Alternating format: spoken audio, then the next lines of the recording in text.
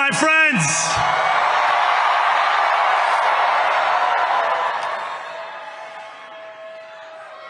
The sun may have set over our city this evening, but as Eugene Debs once said, I can see the dawn of a better day for humanity. For as long as we can remember, the working people of New York have been told by the wealthy and the well-connected that power does not belong in their hands. Fingers bruised from lifting boxes on the warehouse floor, palms calloused from delivery bike handlebars, knuckles scarred with kitchen burns. These are not hands that have been allowed to hold power. And yet, over the last 12 months, you have dared to reach for something greater. Tonight, against all odds, we have grasped it. The future is in our hands. My friends, we have toppled a political dynasty.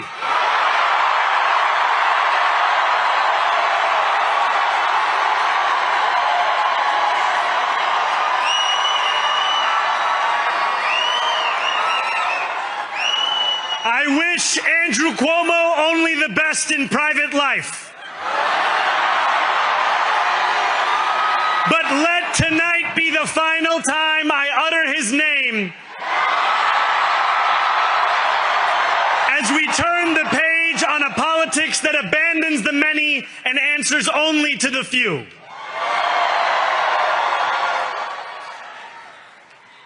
New York, tonight you have delivered a mandate for change,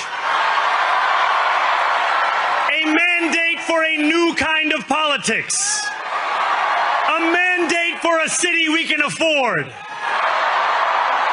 and a mandate for a government that delivers exactly that. On January 1st, I will be sworn in as the mayor of New York City.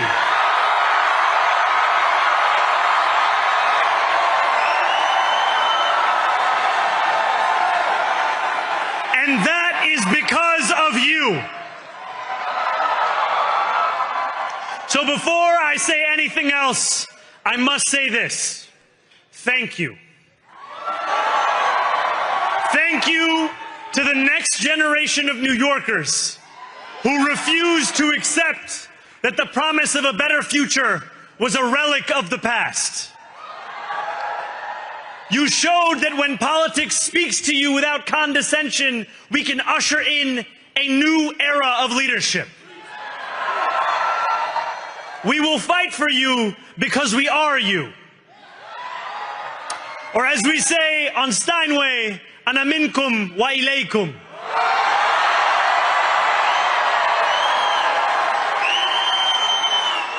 Thank you to those so often forgotten by the politics of our city who made this movement their own.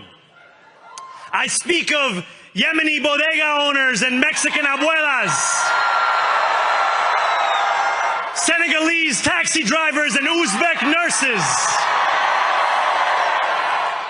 Trinidadian line cooks and Ethiopian aunties. Yes, aunties. To every New Yorker in Kensington and Midwood and Hunts Point, know this. This city is your city, and this democracy is yours too. This campaign is about people like Wesley, an $11.99 organizer I met outside of Elmhurst Hospital on Thursday night. A New Yorker who lives elsewhere, who commutes 2 hours each way from Pennsylvania because rent is too expensive in this city. It's about people like the woman I met on the BX 33 years ago, who said to me, I used to love New York, but now it's just where I live. And it's about people like Richard, the taxi driver I went on a 15-day hunger strike with outside of City Hall, who still has to drive his cab 7 days a week. My brother, we are in City Hall now.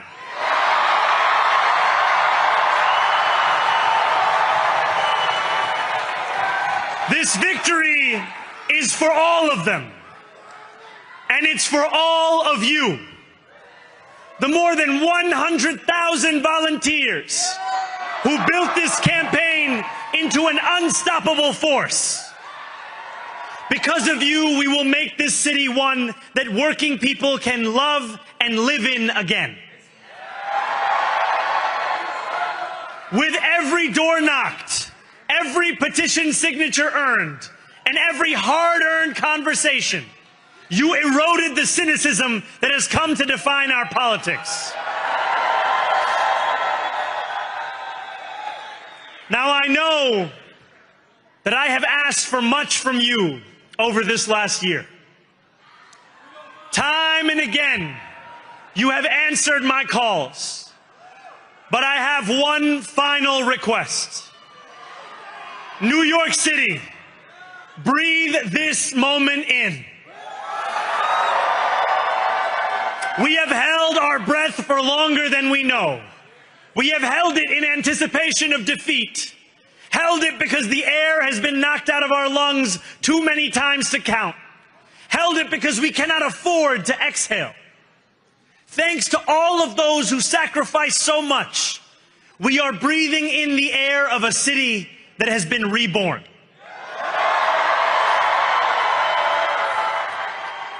To my campaign team, who believed when no one else did, and who took an electoral project and turned it into so much more, I will never be able to express the depth of my gratitude. You can sleep now. To my parents, Mama and Baba, you have made me into the man I am today. I am so proud to be your son. And to my incredible wife, Rama,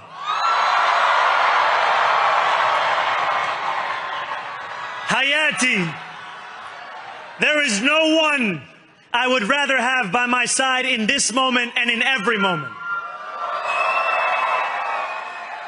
To every New Yorker, whether you voted for me, for one of my opponents, or felt too disappointed by politics to vote at all, thank you for the opportunity to prove myself worthy of your trust. I will wake each morning with a singular purpose: to make this city better for you than it was the day before.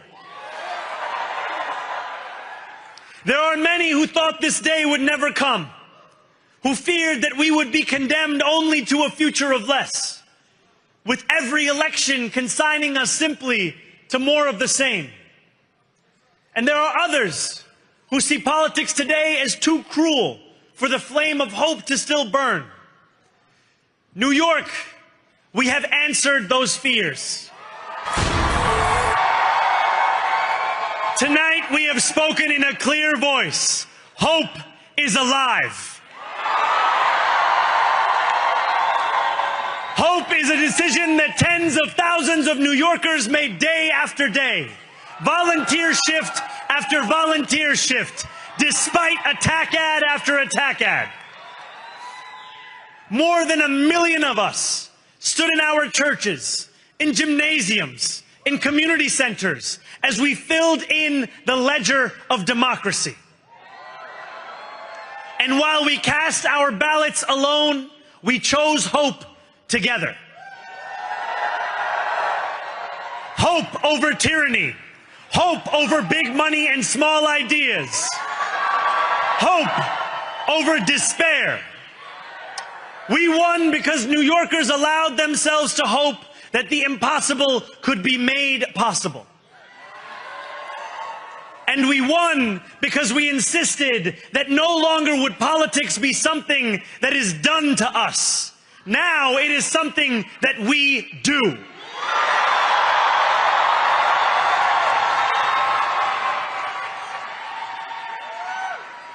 Standing before you, I think of the words of Jawaharlal Nehru.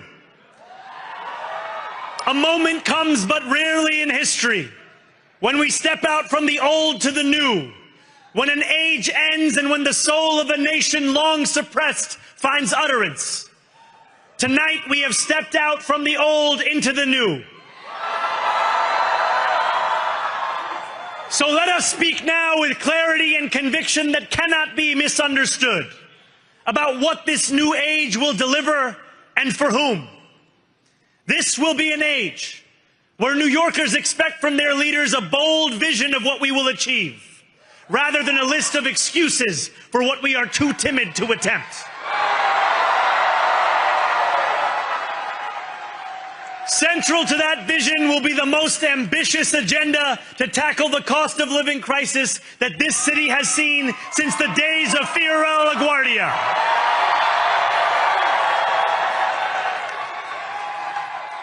An agenda that will freeze the rents for more than 2 million rent-stabilized tenants. Make buses fast and free. And deliver universal child care across our city. Years from now, may our only regret be that this day took so long to come. This new age will be one of relentless improvement. We will hire thousands more teachers. We will cut waste from a bloated bureaucracy. We will work tirelessly to make lights shine again in the hallways of NYC developments where they have long flickered. Safety and justice will go hand in hand as we work with police officers to reduce crime and create a department of community safety that tackles the mental health crisis and homelessness crises head on. Excellence will become the expectation across government, not the exception. In this new age we make for ourselves, we will refuse to allow those who traffic in division and hate to pit us against one another. In this moment of political darkness, New York will be the light. Here, we believe in standing up for those we love. Whether you are an immigrant, a member of the trans community, one of the many black women that Donald Trump has fired from a federal job, a single mom still waiting for the cost of groceries to go down, or anyone else with their back against the wall, your struggle is ours too. And we will build a city hall that stands steadfast alongside Jewish New Yorkers and does not waver in the fight against the scourge of anti-Semitism. Where the more than 1 million Muslims know that they belong. Not just in the 5 boroughs of this city, but in the halls of power. No more will New York be a city where you can traffic in Islamophobia and win an election.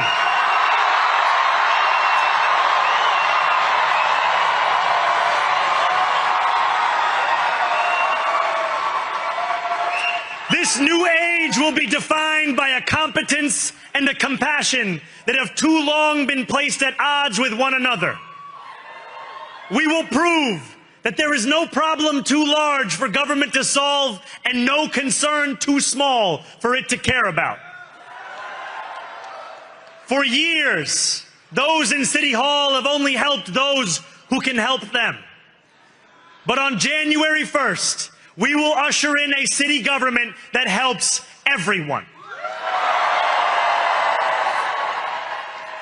Now I know that many have heard our message only through the prism of misinformation. Tens of millions of dollars have been spent to redefine reality and to convince our neighbors that this new age is something that should frighten them. As has so often occurred, the billionaire class has sought to convince those making $30 an hour that their enemies are those earning $20 an hour. They want the people to fight amongst ourselves so that we remain distracted from the work of remaking a long broken system. We refuse to let them dictate the rules of the game anymore. They can play by the same rules as the rest of us.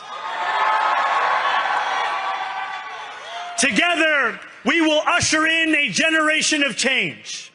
And if we embrace this brave new course, rather than fleeing from it, we can respond to oligarchy and authoritarianism with the strength it fears, not the appeasement it craves. After all, if anyone can show a nation betrayed by Donald Trump how to defeat him, it is the city that gave rise to him.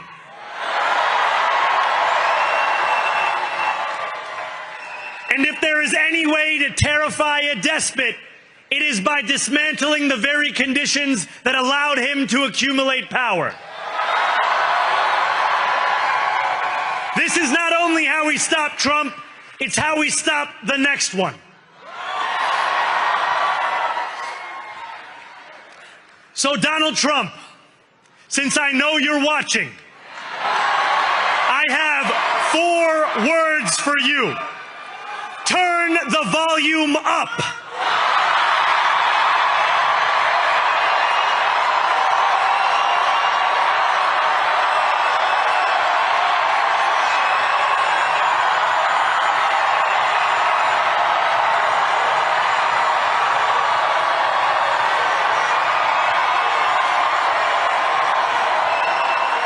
We will hold bad landlords to account because the Donald Trumps of our city have grown far too comfortable taking advantage of their tenants.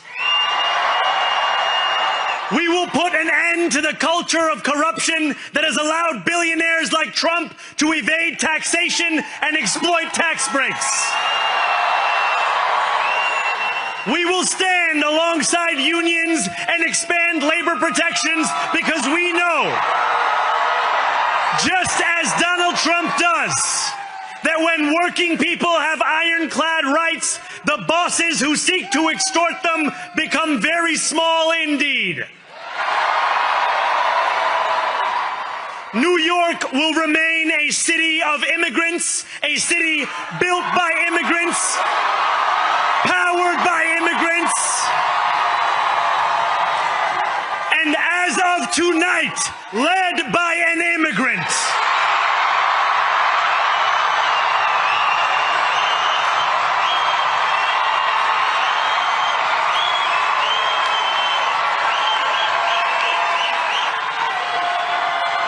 So hear me, President Trump, when I say this.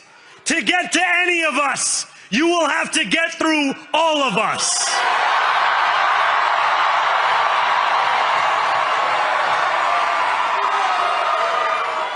When we enter City Hall in 58 days, expectations will be high. We will meet them.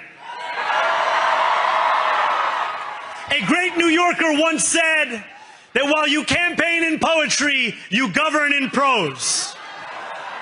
If that must be true, let the prose we write still rhyme, and let us build a shining city for all. And we must chart a new path, as bold as the one we have already traveled. After all, the conventional wisdom would tell you that I am far from the perfect candidate. I am young, despite my best efforts to grow older. I am Muslim. I am a democratic socialist. And most damning of all, I refuse to apologize for any of this. And yet, if tonight teaches us anything, it is that convention has held us back. We have bowed at the altar of caution, and we have paid a mighty price. Too many working people cannot recognize themselves in our party.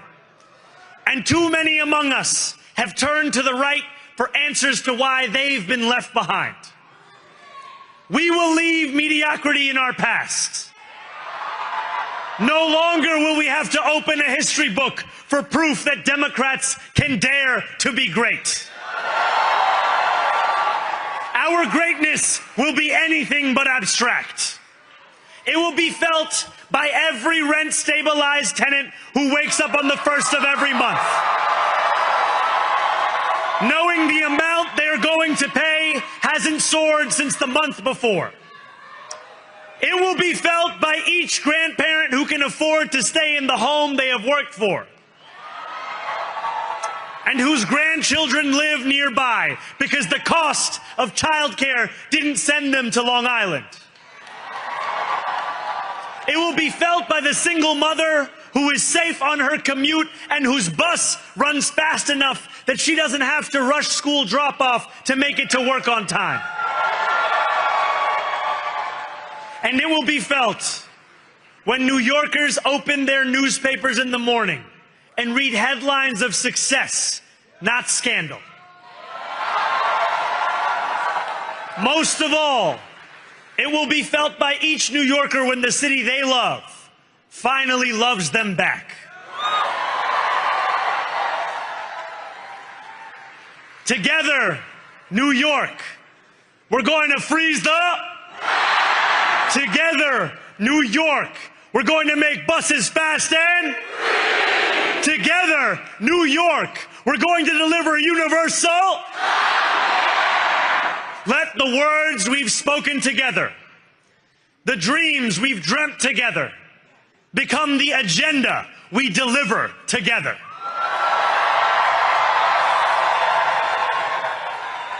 New York, this power, it's yours. This city belongs to you. Thank you.